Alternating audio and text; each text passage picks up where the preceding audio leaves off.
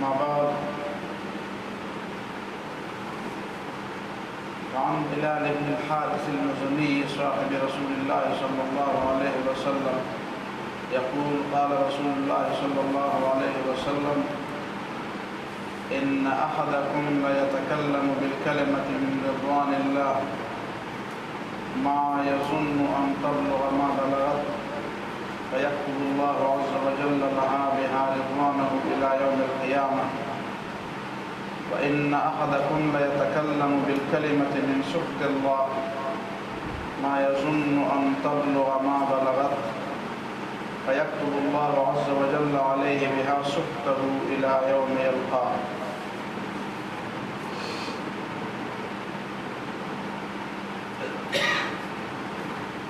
حضرت بلال بن حارث مزنی جو صحابی رسول صلی اللہ علیہ وسلم روایت کرتے ہیں کہ رسول اللہ صلی اللہ علیہ وسلم نے فرمایا ان احدکم لیتکلم بالکلمۃ من رضوان اللہ، کبھی تم میں سے کوئی شخص ایک ایسی بات پر اپنی زبان چلاتا ہے، اپنے منہ سے ایک جملہ ادا کرتا ہے من رضوان اللہ کہ وہ اللہ تعالیٰ کی رضا کا سبب بنتا ہے، ما یظن ان تبلغ ما بلغت، اور اس کہنے والے اور یہ جملہ بولنے والے کا یہ خیال نہیں ہوتا کہ اس کی اللہ کے ہاں اتنی قدر و قیمت ہوگی. فَيَكْتُبُ اللَّهُ عَزَّ وَجَلَّ لَهُ بِهَا رِضْوَانَهُ إِلَى يَوْمِ الْقِيَامَةِ، لیکن اللہ تعالیٰ کو تو پتہ ہے کہ اس کی قیمت کیا ہے، تو اللہ تعالیٰ قیامت کے دن تک کے لیے اسے اپنی رضا میں لے لیتا ہے، اس کے لیے اپنی رضامندی کا اعلان کرتا ہے، تقرر کرتا ہے، میں اس سے راضی ہوں، قیامت تک راضی ہوں. وَإِنَّ أَحَدَكُمْ لَيَتَكَلَّمُ بِالْكَلِمَةِ مِنْ سَخْطِ اللَّهِ، اور کبھی تم میں سے کوئی شخص اللہ تعالیٰ کی ناراضگی کا کوئی لفظ زبان سے نکالتا ہے جو اللہ کی ناراضگی کا سبب بنتا ہے، ما یظن ان تبلغ ما بلغت، اور اسے گمان نہیں ہوتا کہ اتنی بڑی بات ہوگی، اتنے بڑے گناہ کی بات ہوگی. فَيَكْتُبُ اللَّهُ عَزَّ وَجَلَّ عَلَيْهِ بِهَا سُخْطَهُ إِلَى يَوْمِ الْقِيَامَةِ، لیکن اللہ تعالیٰ اسی بات کی وجہ سے قیامت تک اس کے لیے ناراضگی کا اعلان کرتا ہے، ناراضگی لکھ دیتا ہے کہ میں اس سے قیامت تک کے لیے خفا ہوں، ناراض ہوں، اس پہ غصہ ہوں. لہذا لوگوں کو چاہیے کہ وہ بات کرتے وقت اس بات کا لحاظ رکھیں کہ میں زبان سے کیا نکالتا ہوں. پہلی بات، اس حدیث کا ذکر پہلے ہو چکا ہے، اور یہ حدیث میں نے آج ایک تمہید کے طور پر آپ کے سامنے رکھی. آج میں جس موضوع پر آپ کے سامنے بات کروں گا اس میں بنیادی طور پر ثواب اور گناہ کا امتیاز، غلطی اور نیکی، گناہ اور نیکی، صحیح اور غلط، اس کا امتیاز، اس کا فرق، یہ اللہ رب العالمین نے انسان کی سرشت میں اور اس کی طبیعت میں اور اس کی مٹی میں اس کو ڈال دیا، اور اسلام اس چیز کو ترقی دیتا ہے. قرآن اور سنت، انبیاء کی تعلیمات، اللہ کی کتابیں اسی لیے نازل کی گئی ہیں کہ اس چیز کو صاف کیا جائے، اس کو ترقی دی جائے، اس کو واضح انداز میں انسانوں کے سامنے عملی طور پر پیش کیا جائے. اس لیے اللہ اور رسول کی تعلیمات ان لوگوں کو فائدہ دیتی ہیں جو بنیادی طور پر اس بات کے قائل ہوں کہ گناہ الگ چیز ہے اور ثواب الگ چیز ہے، اور اس فرق کو مانتے بھی ہوں، جانتے بھی ہوں. جو لوگ اس فرق کو نہیں جانتے وہ انسان نہیں، وہ جانور. جانور اس فرق کو نہیں جانتے کہ کیا اپنا ہے کیا پرایا ہے. کیا درست ہے کیا غلط ہے. اس کے سامنے تو ایسی چیز آ جائے جو اس کے کھانے کی ہو، اسے یہ نہیں معلوم کہ میں حرام کیا ہے حلال کیا ہے، وہ اس کو لے لیتے ہیں. اسے جب اچھا لہلہاتا ہوا کھیت نظر آتا ہے تو اس کا جی چاہتا ہے کہ میں اس میں جا کر چل. یہ اس کے موضوعی بحث سے خارج ہے کہ یہ اپنا ہے کہ اپنے مالک کا ہے کہ پرایا ہے. اس لیے ان کے لیے کوئی حرام حلال نہیں ہے، ان کے لیے کوئی آزمائش بھی نہیں. انسان کے لیے آزمائش ہے، اور آزمائش اس لیے ہے کہ اللہ رب العالمین رب ہے. رب اللہ رب العالمین کا کے جو نام ہیں، ان ناموں میں اللہ نے ہمارے سامنے جس نام کو زیادہ ہائی لائٹ کیا، جس زیادہ ہمارے سامنے اس کو لے آئے ہیں، وہ رب ہے. رب پہلے سورہ فاتحہ میں اللہ کے بعد رب العالمین، اللہ الحمدللہ رب العالمین، رب ہے. تو رب کا معنی ہے کہ وہ پرورش کرتا ہے، وہ مالک ہے، وہ حاکم ہے، وہ ساورن ہے. لیکن یہ 3-4 جتنے معنی ہیں اس میں سب سے جو پہلا معنی ہے وہ ہے پالنے والے کا، پرورش کرنے والے کا. اللہ رب العالمین رب ہے عالمین کا. اور رب کا معنی یہ ہے کہ ابتدا سے وہ پرورش کرتا ہے یا انسان کو ترقی دیتا ہے، اسے اپنے کمال تک آہستہ آہستہ پہنچاتا ہے. تو انسان کے کمال 2 قسم کے. ایک قسم کا کمال ہے اس کا جسمانی کمال، اس لحاظ سے بھی اللہ رب ہے. کئی مراحل سے گزار کر انسان کو بنایا جوان، وہ ساری چیزوں کا پھر اس کی سمجھ بھی رکھتا ہے، اسے دیکھتا بھی ہے. اس کی قوہ جو ہے، اس کی قوت ہے، وہ اپنے شباب کو اور اپنی جوانی کو پہنچ جاتی ہے. کون پہنچاتا ہے؟ نہ ہونے سے کس نے اس کو ہونا دیا؟ آدم سے اس کو وجود دیا، اور پھر اس وجود کو خلقکم من ضعف ثم جعل من بعد ضعف قوة ثم جعل من بعد قوة ضعفا وشیبا. انتہائی کمزور حالت سے قوت کی حالت میں لے آئے جسمانی طور پر، اور اس کے بعد پھر بڑھاپا آئے گا، اور روحانی طور پر بھی اس کی ترقی کے لیے اللہ تعالیٰ نے اسباب پیدا کیے. روحانی طور پر ترقی کے لیے اللہ تعالیٰ نے اس کے سامنے اس چیز میں سے جو اس کی سرشت میں اس نے پیدا کی تھی، اچھائی اور بھلائی کی تمیز، اسی چیز کو اللہ تعالیٰ نے نکھارنے کے لیے اس کے سامنے 2 راستے رکھے. ہدیناہم نجدین، ایک راستہ نیکی کا جو جنت کی طرف جاتا ہے، اور ایک راستہ برائی کا جو جہنم کی طرف جاتا ہے. اور اسی سے حرام اور حلال، جائز اور ناجائز، گناہ اور ثواب کی تمیز اس کو بتا دی. تو یہ چیزیں ہیں، تم ان کو مانتے ہو تو پھر انبیاء کی تعلیمات تیرے لیے مفید ہیں، تم اس کو سمجھ سکتے ہو. اگر تمہارے دل کے اندر اور دماغ کے اندر یہ بات نہیں ہے کہ تم سمجھتے ہو کہ نہیں یہ کوئی چیز نہیں ہے، ثواب گناہ ایک چیز ہے، حرام اور حلال یہ ایک چیز ہے، نیکی اور بدی میں کوئی فرق نہیں، تو اس کا مطلب ہے کہ تم اسلام کی تعلیمات سے کچھ بھی نہیں لے سکو گے.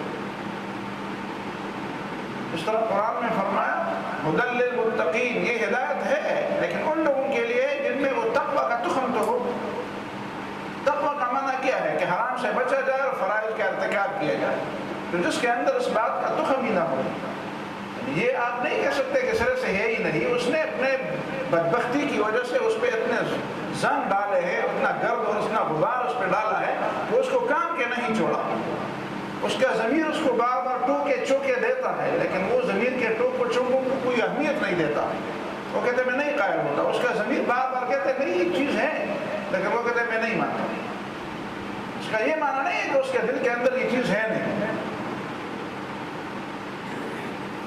اس کے بعد ہم دوسرا سٹیپ لیتے ہیں کہ گناہ اور ثواب تمیز، حرام اور حلال کی یہ تمیز اور یہ فرق، اس کو زندہ ہونا چاہیے، اس کو زندہ ہونا چاہیے۔ اگر یہ چیز زندہ نہ رہے اور ایسا اس کو زندہ ہونا چاہیے کہ یہ اتنا زندہ ہو اور اتنا یہ جاندار ہو کہ انسان کے عمل میں باقاعدہ اس کو دخل حاصل ہو، جس کو ہم ضمیر کی زندگی کہتے ہیں، ضمیر کی آواز جس کو ہم کہتے ہیں۔ اگر ایک شخص اس بات کو مانتے ہوئے بھی اپنے ضمیر کو اتنا مردہ کر دے، اس کے دل کے اندر سے جو آواز آتی ہے کہ نہیں یہ گناہ کی بات، وہ کہتے ہیں یار کوئی گناہ نہیں اس میں، کوئی اس میں گناہ نہیں، یہ گناہ کی بات نہیں ہے، اس کا معنی یہ ہے کہ وہ اس راستے پہ چل پڑا ہے جو گناہ اور ثواب کی تمیز کو مٹانے والا راستہ۔ اسی لیے اللہ اور رسول صلی اللہ علیہ وسلم نے مختلف طریقوں سے، نبی صلی اللہ علیہ وسلم نے مختلف احادیث میں، اللہ رب العالمین نے قرآن کی آیات میں بار بار اس بات کی طرف ہمیں متوجہ کیا ہے کہ اس چیز کو زندہ رکھو، یہ تمیز مٹنے نہ دو۔ اب ایک تو اللہ اور رسول کی بات ہو گئی اور ایک اللہ اور رسول کے دشمنوں کی بات ہو گئی۔ اب دیکھیں نا شیطان اور کیا کرتا ہے، شیطان کا کام کیا ہے؟ شیطان یہ کہتا ہے نا کہ کوئی اطاعت نہیں، کوئی گناہ نہیں، کوئی ثواب اور نیکی نہیں، کوئی چیز حرام، دیکھیے حرام اور حلال کے دندوں میں پڑنے سے تمہیں کیا ہوگا؟ آج لوگ بھی یہ کہتے ہیں یہ کیا حرام اور حلال کی تم نے تمیزیں شروع کر دی، یہ حرام ہے اور یہ حلال ہے، یہ کرنے کے ہیں یہ نہ کرنے کے ہیں۔ بس ٹھیک ہے، انسان کے لیے ایک آزادی ہے، اس کو آزاد ہونا چاہیے۔ آپ تو آزادی میں خلل ڈالتے ہیں، آپ تو انسان کو آزاد ہونے کی بجائے اس کو پابند کرتے ہیں۔ تو یہ پابندی ہمیں گوارا نہیں ہے، یہ پابندیاں فطرت کے خلاف ہیں۔ انسان کو اللہ تعالیٰ نے آزاد پیدا کیا ہے، وہ تو یہ نہیں کہتے کہ اللہ نے آزاد پیدا کیا، وہ تو کہتے آزاد پیدا کیا گیا۔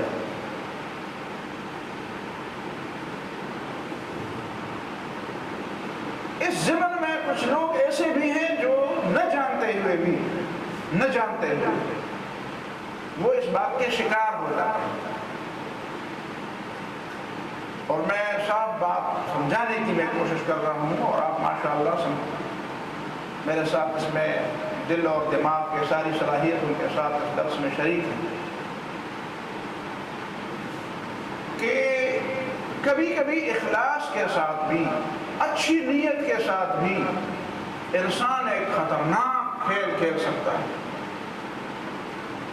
اس لیے اسلام نے صرف اس بات پر زور نہیں دیا کہ نیت درست ہے، اسلام نے اس بات پر زور دیا ہے کہ نیت درست ہو تو عمل درست ہو۔ اگر عمل بد ہے اور عمل درست نہیں ہے تو نیت کی درستگی عمل کی برائی کو میں جو کمی رہ جاتی ہے وہ نیت کی درستگی سے پوری نہیں ہوگی۔ پچھلے جمعے کے درس میں اس بات کو ہم نے کھول کر بیان کیا تھا کہ اگر یہ بتایا جائے اور یہ مان لیا جائے کہ ایک برا عمل بھی اچھی نیت سے اچھا عمل بن سکتا ہے تو اس کا مطلب ہے کہ پھر نیکی اور برائی کی تمیز مٹ جائے گی۔ یہ نقطہ اس وقت آ گیا تھا واقعی، اور اسی نقطے سے آج کا درس جو ہے وہ آپ کے سامنے آ رہا ہے۔ لہذا یہ معنی نہیں ہے کہ میں جن باتوں کی طرف اشارات کروں گا یا جن باتوں کو میں سمجھانے کی کوشش کروں گا آپ یہ سمجھیں کہ نہیں، ہر شخص جو اس بات کی ضد میں آئے گا اس کا معنی یہ ہے کہ اس کی نیت ہی بری ہوگی۔ نیت اچھی ہو، اور یہ بھی میں نہیں کہتا کہ شاید اللہ تعالیٰ ایک شخص کو معاف بھی نہ کرے، یہ معاف کرنا اور نہ کرنا یہ میرے اور آپ کے اختیار میں نہیں ہے، وہ تو اللہ تعالیٰ نے صاف بتا دیا ہے لِلَّهِ مَا فِي السَّمَاوَاتِ وَمَا فِي الْأَرْضِ وَإِن تُبْدُوا مَا فِي أَنفُسِكُمْ أَوْ تُخْفُوهُ يُحَاسِبْكُم بِهِ اللَّهُ فَيَغْفِرُ لِمَن يَشَاءُ وَيُعَذِّبُ مَن يَشَاءُ۔ واللہ کا اختیار ہے، جسے چاہے بخش دے، جسے چاہے سزا دے، لیکن سمجھنے کی حد تک ہمیں سمجھنا تو چاہیے۔ دو باتیں تمہید کے طور پر میں نے آپ کے سامنے رکھی۔ پہلی بات یہ کہ اللہ رب العالمین ہمارا رب ہے، اور اس نے اپنی ربوبیت کی صفت کی وجہ سے ہماری تربیت کا اپنے ذمے لیا ہے، ہماری تربیت اپنے ذمے لیا، میں تمہارا رب ہوں اور میں تمہاری تربیت کروں گا، جس طرح جسمانی تربیت کروں گا اسی طرح تمہاری روحانی تربیت کروں گا۔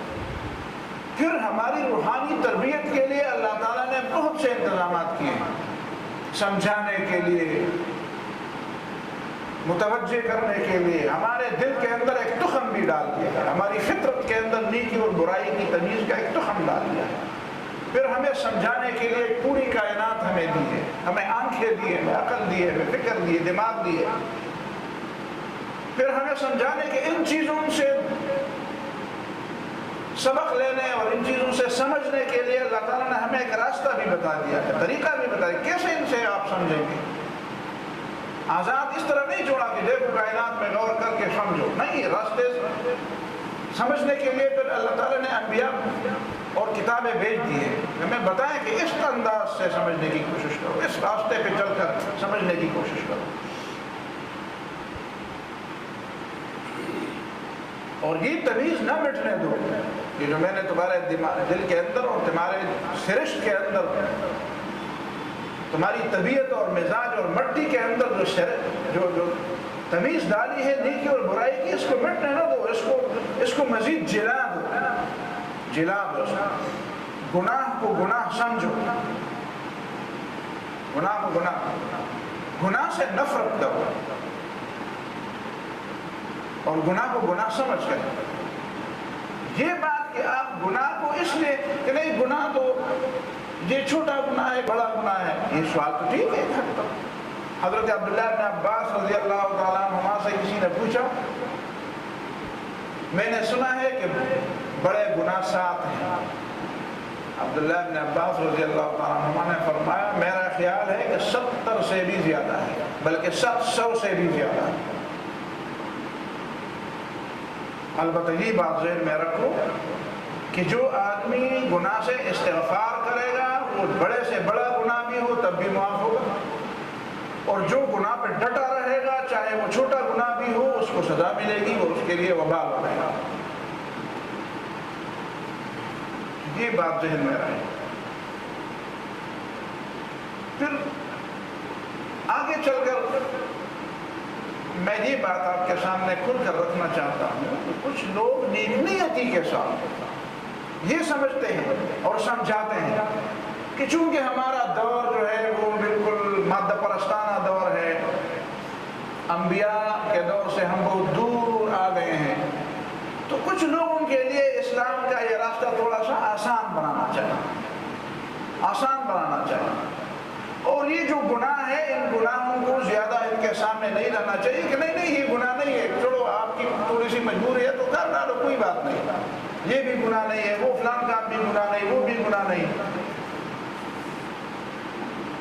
تاکہ لوگوں کے دماغ میں گناہ کا تصور ایسا نہ ہو کہ لوگ اسلام میں آنے سے بھٹک جائیں، چوتری کی دے اسلام نہ جدا ہوا پسی۔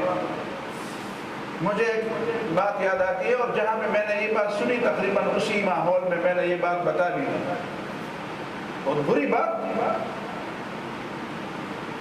مجھے بتایا گیا کہ، اور مجلس میں بتایا گیا کہ ایک آدمی کسی سرد ٹھنڈے علاقے میں، کسی کوہستانی علاقے میں گیا تھا جہاں لوگ صبح کی نماز کے لیے یا سردیوں میں کسی بھی نماز کے لیے نہیں آتے تھے۔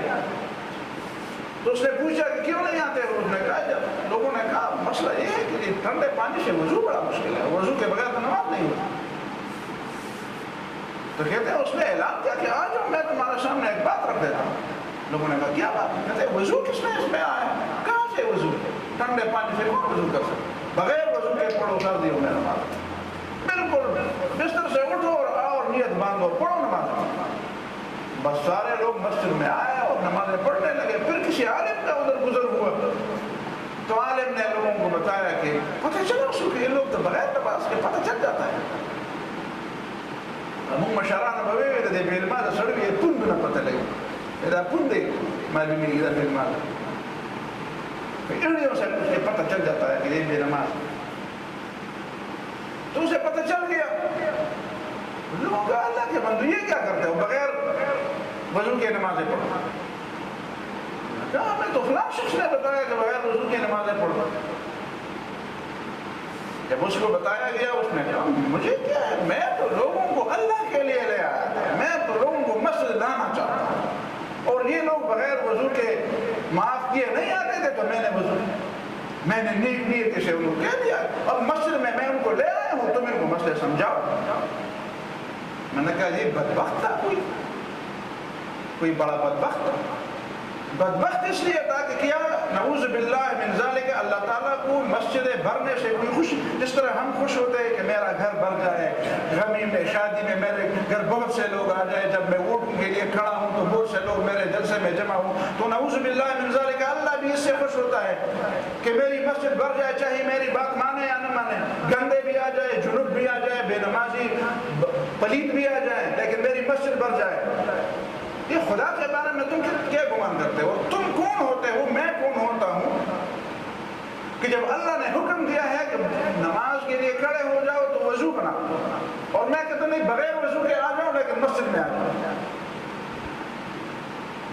یعنی اس وجہ سے لوگ اسلام میں لے آتے ہوں کہ ان کے لیے اللہ اور رسول کے احکامات پر سے کچھ ڈال کر اور دیوار پر مار کر اور ان کی پرواہ نہ کرتے ہوئے اس میں خود نعوذ باللہ من ذالک خدا سے زیادہ حاکم ہوئے، خدا سے زیادہ حکیم ہوتے ہوئے سمجھتے ہو کہ اللہ رب العالمین نے تو یہ پابندیاں لگائی ہے، نعوذ باللہ اللہ کو پتہ نہیں تھا کہ یہ لوگ اس سے بڑے مشکل میں پڑیں گے تو میں نے ان کے لیے آسان کر دیا.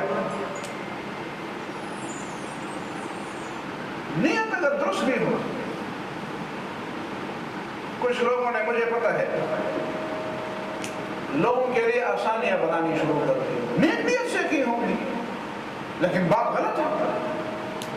لوگوں کو اسلام میں لانے کا طریقہ یہ نہیں ہے کہ اسلام میں قطر بیوت کر کے اس کے چیزیں کاٹی جائیں اور ایک چھوٹا چیز جو ہے نا وہ ان کے سامنے پیش کی جائے اسلام کے نام سے. مجھے یاد ہے مولانا غلام حقانی رحمہ اللہ بہت عظیم، مجھے بڑے پسند ہے. وہ سوشلزم کے بارے میں بڑی عجیب باتیں کرتے تھے، وہ زمانے کی بات کرتے ہیں. سوشلزم کیا چیز ہے اس کے بارے میں بڑی، اس میں خدا کا تصور نہیں ہے، اس میں مذہب کا تصور نہیں ہے، اس میں مسجد کا تصور نہیں ہے، اس میں حرام حلال کا تصور نہیں ہے. تو اس کے لیے وہ ایک مثال بیان کرتے ہیں. مثال یہ بیان کرتے تھے کہ ایک آدمی کو شوق ہوا کہ وہ اپنے سینے پر شیر کی تصویر جو ہے وہ کیا کہتے ہیں اس کو، وہ کندہ کرتے نا، وہ ٹیٹو کندہ کرتا. تو کہتے ہیں اس میں تو سوئی ہوتی ہے، تو اس نے سینہ کھول کر کے اس نے سوئی لے لی، ادھر سے اسی طرح چبوئی. کیا کرتا ہے؟ شیر بناتا ہے. شیر یہ کیا بناتا ہے؟ شیر کی دم بناتا ہے. دم کے بغیر بنا دو شیر. اچھا اس نے کہا چلو دم کے بغیر بنا دیں. تو پھر اس نے چبو دی، پھر وہ اچھلا. یہ کیا کرتا ہے؟ شیر بناتا ہوں نا. تو یہ شیر کی کیا ہے؟ تو کہتے اس کی ناک بناتا ہوں. کہتے ناک کے بغیر بنا دو، لیکن شیر بنا دو. جب وہ پھر سوئی چبوتے کیا کرتا ہے؟ شیر بناتا ہوں. تو کہتے یہ شیر کی کیا؟ یہ تو اس کی ٹانگ ہے، یہ اس کی دم ہے، یہ اس کی ناک ہے، یہ اس کی آنکھیں ہیں، یہ اس کی مونچھ ہے. نہیں اس کے بغیر بنا دو لیکن شیر بنا دو. جب میں سوئی چبوتا ہوں تم کہتے اس کے بغیر بنا دو. تو جس میں نہ ٹانگ ہو، نہ سر ہو، نہ پاؤں ہو، نہ دم ہو، نہ رات، تو یہ شیر کیسے ہو؟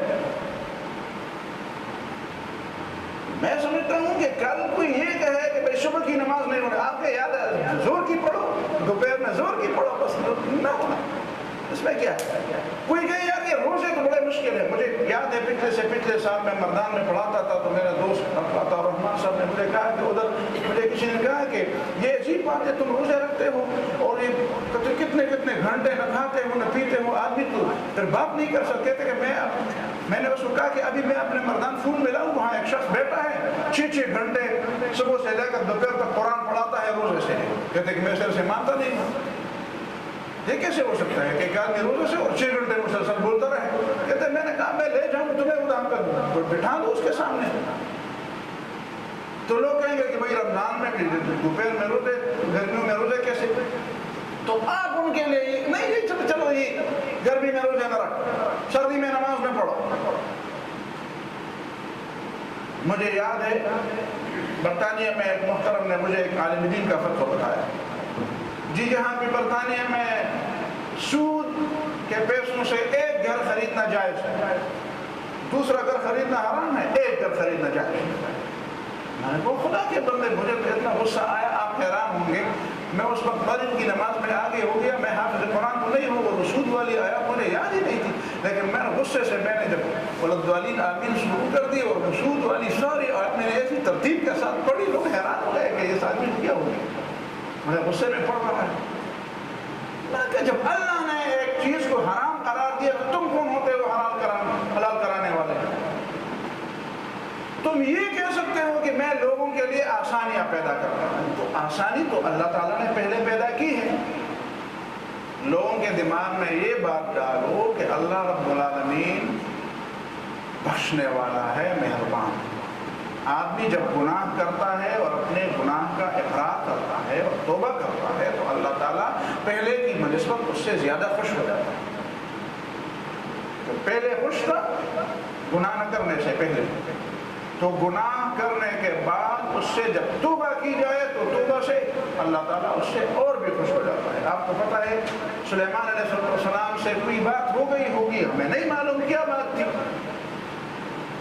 جب اللہ رب العالمین سے انہوں نے معافی مانگی تو معافی کیسے الفاظ سے مانگی؟ قال رب اغفر لی وہب لی ملکا لا ينبغی لأحد من بعدی۔ سلیمان علیہ السلام نے فرمایا رب اغفر لی، میرے رب مجھے بخش دے، اور پھر پتہ تھا کہ بخشے، میں بخشش چاہوں گا تو اللہ تعالیٰ کو مزید پسند آؤں گا، تو مزید پسند آؤں گا تو میری مزید دعا بھی قبول فرمائے گا۔ ہمارے تصور میں یہ بات نہیں ہے، ہمارے تصور میں تو یہ بات ہے کہ میرا دوست مجھے معاف کر دے، یہ بھی بڑی بات ہے، محبت تو بڑی چیز ہے۔ اللہ رب العالمین نے فرمایا ان اللہ یحب التوابین ویحب المتطہرین، اللہ توبہ کرنے والوں کو پسند کرتا ہے، محبوب رکھتا ہے۔ یہ ہو سکتا ہے کہ میرا ایک دوست مجھے گالی دے جس سے مجھے توقع نہ ہو، اور پھر میں اس کو معاف بھی کر دوں اور اس کو محبوب بھی بنا دوں، یہ تو ہو سکتا ہے کہ میں معاف کر دوں، لیکن یہ کیسے ہو سکتا ہے کہ میرے دل میں اس کی محبت پہلے سے زیادہ پیدا ہو جائے؟ یہ نہیں ہو سکتا، یہ ہو نہیں سکتا، یہ میرے بس کی بات نہیں ہے۔ لیکن اللہ رب العالمین کیا فرماتا ہے؟ یحب، میں اس سے محبت رکھتا ہوں۔ تو سلیمان علیہ السلام کو تو پتہ تھا، تو فرمایا رب اغفر لی، میرے رب مجھے بخش دے، وہب لی ملکا لا ينبغی لأحد من بعدی، مجھے ایسی حکومت عطا فرما جو میرے بعد کسی کے لیے مناسب ہو۔ ایسی دعا مانگی جو کسی نے مانگی نہیں، تو اللہ رب العالمین نے قبول فرمایا۔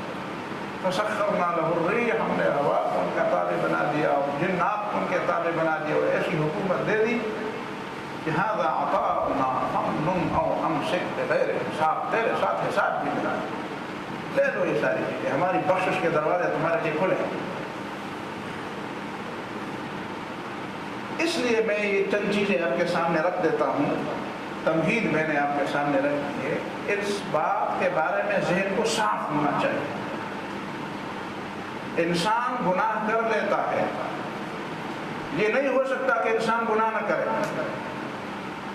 اور پھر انسان کو گناہ کرنے کے بعد جو احساس ہوتا ہے وہ چیز مطلوب ہے۔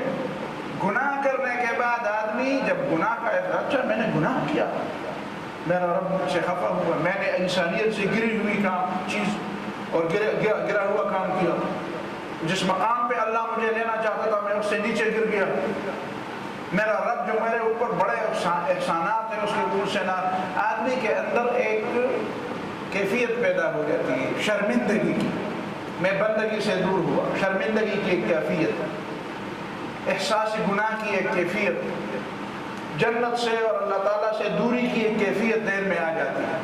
پھر آدمی سوچتا ہے کہ میں پھر گر پڑ کر پھر اس کی طرف اٹھوں، پھر اس کی طرف چل پڑوں، پھر پشیمانی ہوتی ہے، پھر ندامت ہوتی ہے، پھر توبہ کرتا ہے، پھر اپنا آپ خجالت ہوتی ہے، پشیمانی شرمندگی کا احساس ہوتا ہے، یہ چیزیں اللہ کو پسند ہوتی ہے۔ اب تو دیکھو فرشتوں کو کہتے ہیں دیکھو میرے بندے کو، اس نے گناہ کیا، یہ مجھ سے معافی مانگتا ہے، اسے پتہ ہے کہ ایک رب ہے جو معاف کرنے والا ہے، اسے پتہ ہے میرا ایک رب ہے جو بخشنے والا ہے۔ تم یہ احساس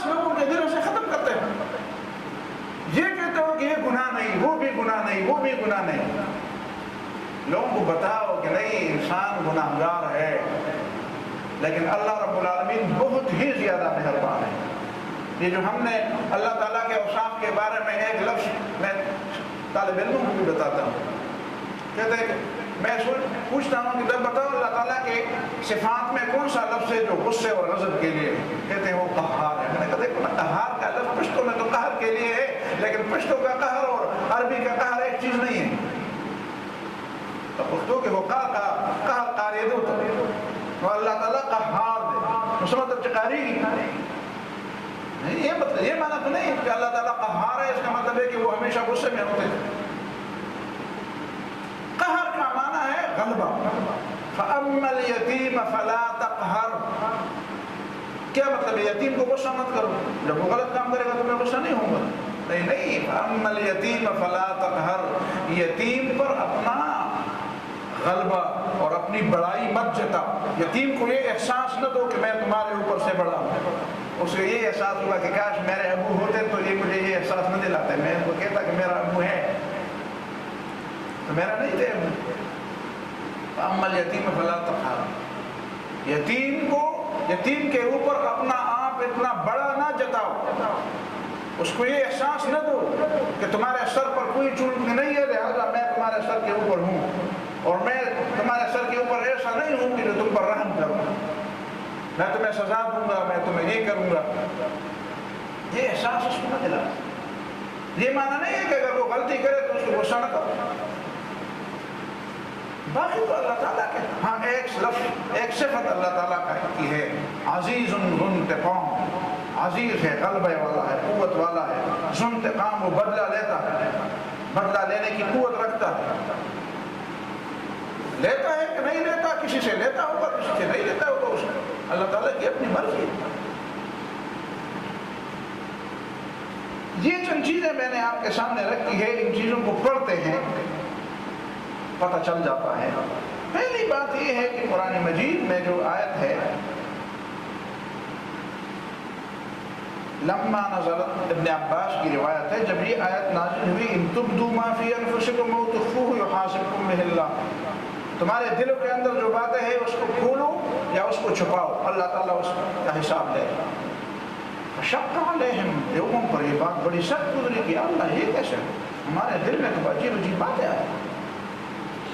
وقال رسول اللہ صلی اللہ علیہ وسلم، نبی صلی اللہ علیہ وسلم کے پاس آئے کہ یا اللہ کے رسول یہ کیسے ہو، تو ہم خراب برباد ہو جائیں، ہم سے اس کا بھی حساب جو ہمارے دل میں آ جائے۔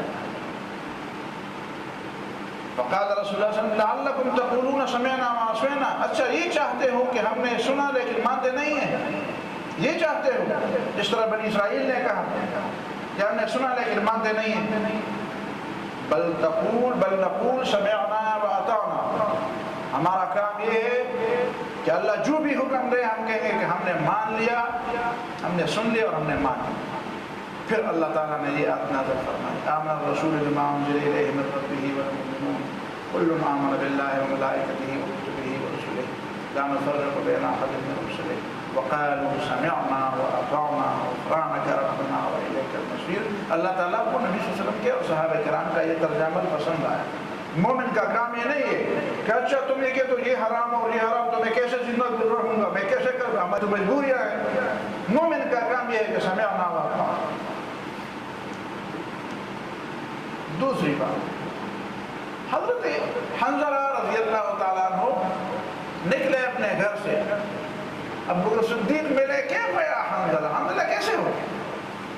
تو حنظلہ فرماتے ہیں نافق، حنظلہ تو منافق ہے۔ کیسے منافق ہے؟ منافق نہیں، منافق تو اپنے آپ کو منافق نہیں کہتا، وہ تو نفاق کو چھپاتا ہے۔ کہتا ہے جب نبی صلی اللہ علیہ وسلم کے پاس ہوتے ہیں ایک کیفیت ہوتی ہے، جب نبی صلی اللہ علیہ وسلم سے اٹھ جاتے ہیں دوسری کیفیت ہو جاتی ہے۔ ابو بکر صدیق کہتے ہیں یہ کیفیت تو میری بھی ہے، چلیں رسول اللہ صلی اللہ علیہ وسلم کے پاس۔ نبی صلی اللہ علیہ وسلم کے پاس جاتے ہیں تو اپنی بات کرتے ہیں،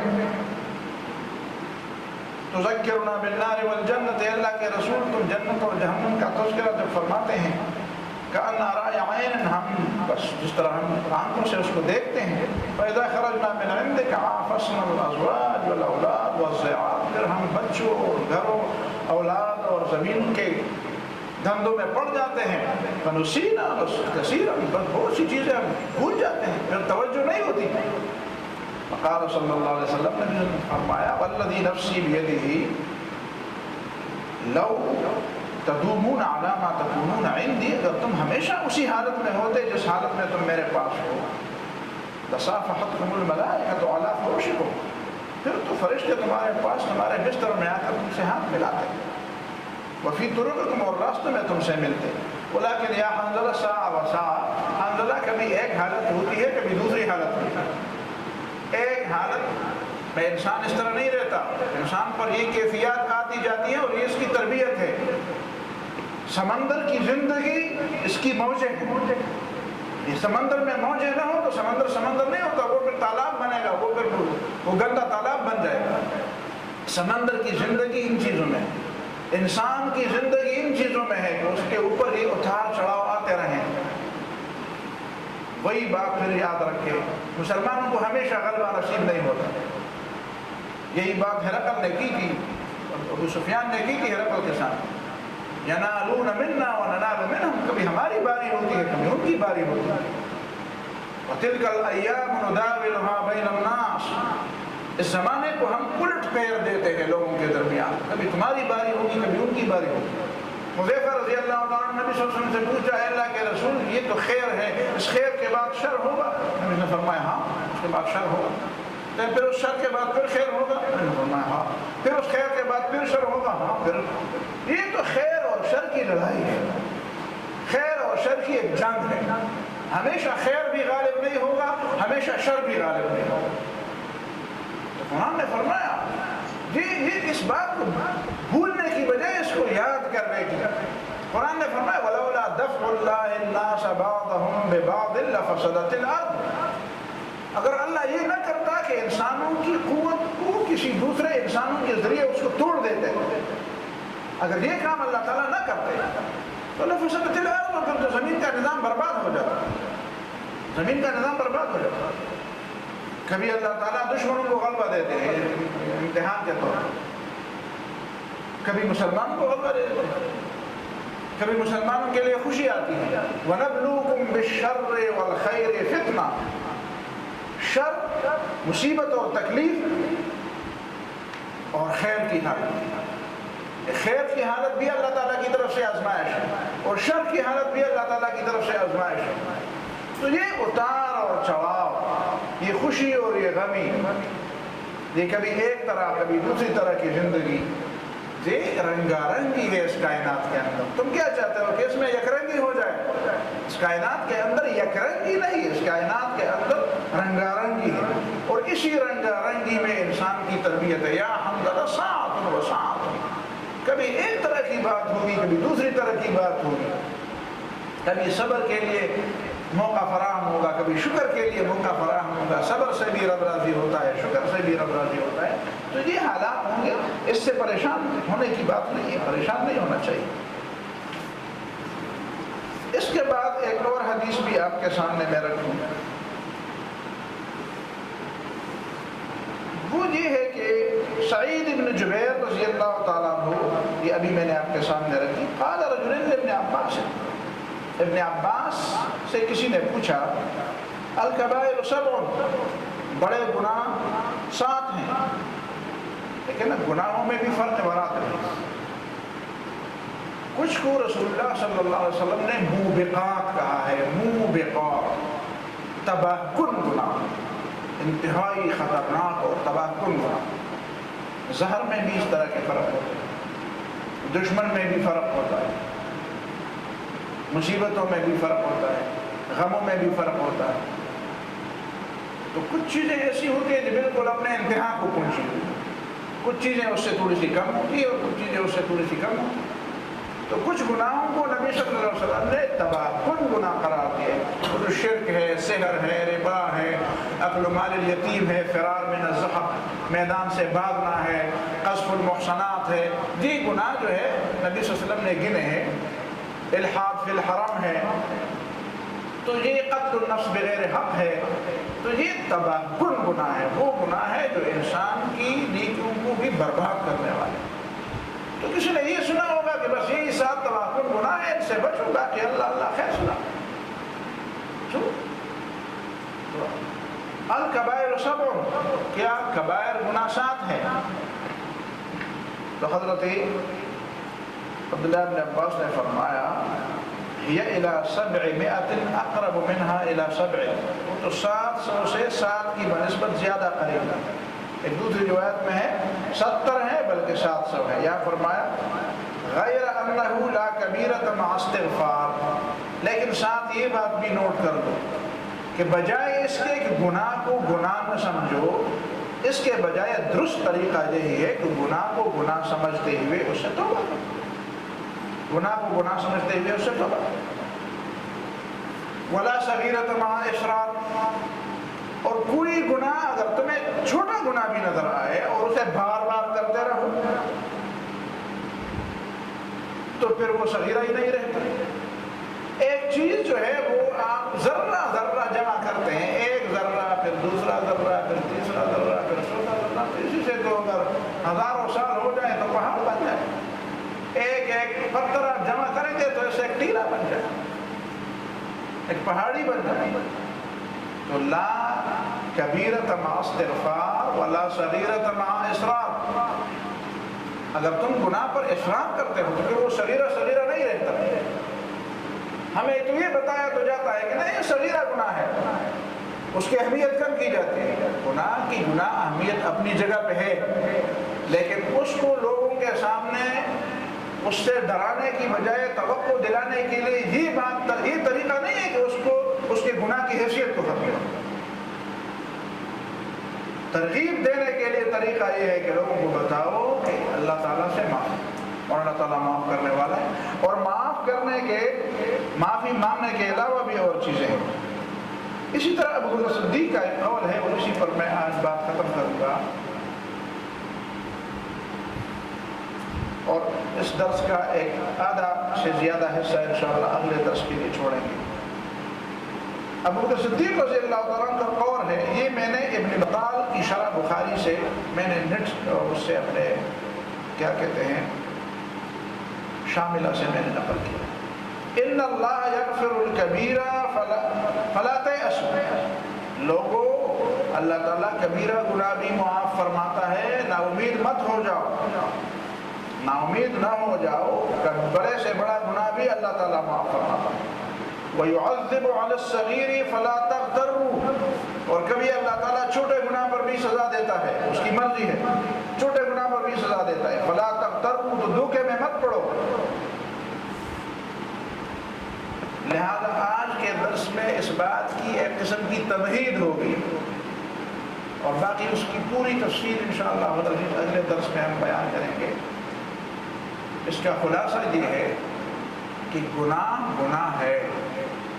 گناہ کو اگر ہم گناہ نہ سمجھیں، یہ اس کا طریقہ نہیں ہے کہ ہم لوگوں کو اسلام کی طرف لانے کے لیے ترغیب دیں کہ گناہ کو گناہ نہ سمجھیں، اور ان کے سامنے یہ بات رکھے کہ نہیں گناہ نہیں. لوگوں کو اسلام کی طرف راغب کرنے کا طریقہ یہ ہے کہ گناہ اور ثواب کے اس تمیز کو زیادہ واضح کیا جائے، تاکہ لوگوں کے ذہن میں یہ بات بالکل واضح طور پر کہ اگر چپکے سے بھی ان سے کوئی گناہ سرزد ہو جائے تو وہ استغفار کر لیں. کیا اس کے لیے ضروری ہے کہ لوگوں کے سامنے اس کے برملا اظہار کیا جائے؟ گناہ کسی انسان کے حق میں کسی نے غلطی کی ہو تو اس سے معافی مانگے، لیکن جس نے اللہ کے حق میں غلطی کی ہو تو اسے کیا ضرورت ہے کہ وہ لوگوں کے سامنے کہتے پھرے؟ یہ لوگوں کو سمجھانے کی ضرورت ہے کہ لوگوں کے سامنے اس کا تذکرہ کرنے کی بجائے اللہ سے معافی مانگنا چاہیے. اور کچھ چیزیں ایسی ہیں جس کو اللہ تعالیٰ بغیر استغفار کے بھی معاف کر دیتا ہے. اس کی تفصیلات انشاءاللہ آئندہ درس میں ہوں گی. اقول قولی ھذا واستغفر اللہ لی ولکم ولسائر المسلمین فاستغفروہ انہ هو الغفور الرحیم. آج کے بعد انشاءاللہ پھر یہ ہوگا کہ کوئی 8-10 منٹ 15 منٹ حسب موقع وہ سوال جواب کے لیے بھی دیے جائیں گے. تو ابھی جو کچھ تھوڑا بہت وقت ہو اس آدھے درس کے بارے میں کسی کا کوئی سوال ہو تو رکھے انشاءاللہ. آئندہ کے لیے بھی ساتھیوں کے مشورے کے مطابق ہم سوالات کے لیے تھوڑا سا وقت دیتے ہیں. اگر مغرب کی نماز تک وقت درس طویل ہوا تو پھر اس کا مطلب یہ ہے کہ مغرب کی نماز پڑھ کر تو سوال جواب کی نشست ہوگی، جس کی دلچسپی ہو تو وہ رہے، اس کی نہ ہو تو نہ۔ صلی اللہ علیہ وسلم۔